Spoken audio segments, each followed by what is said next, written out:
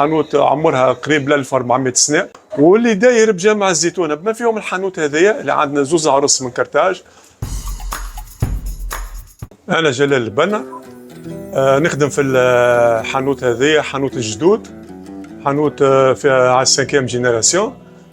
الخدمه نتاعنا هي العطورات والزيوت وبرشا حاجات هذوما الطبيعيه.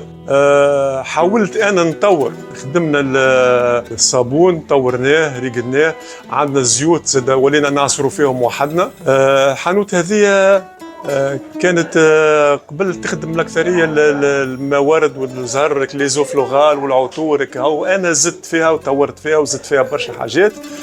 كما تشوفوا احنا مغرومين هنا بالتراث التونسي اللي خلينا الحانوت كما هي، ما حبينا نمسوا فيها شيء، كل شيء كما هو. حاولنا نطوروا كان في السلعه كهو، اما في الحانوت كما هي حانوت عمرها قريب ل 1400 سنه.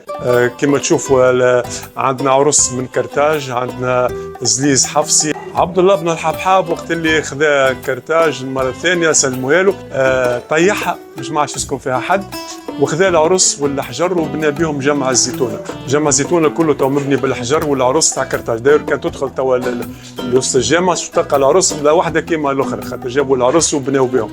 واللي داير بجامع الزيتونه بما فيهم الحانوت هذايا اللي عندنا زوز عرس من كرتاج.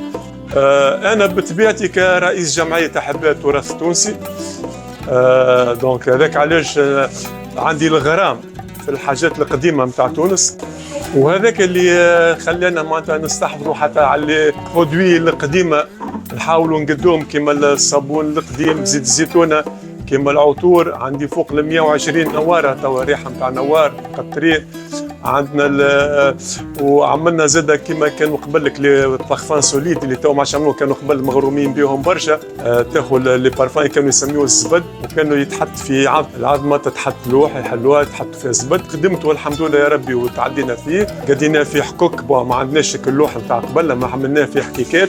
تولي البارفان الريحه اللي تحب عليها نخدموها لك هذا كيلبو ماذا تدهن بها. الحانوت في سوق العطارين، اخر سوق العطارين اول نهج الغرابل، تبدا طالع من نهج جامع الزيتونه وانت ماشي قد باش، وانت كانك ماشي لجامع الزيتونه باش يعرضك اللي يبيعوا المقروض على اليسار، انت تدور على اليمين اخر بالكل تلقى الحانوت.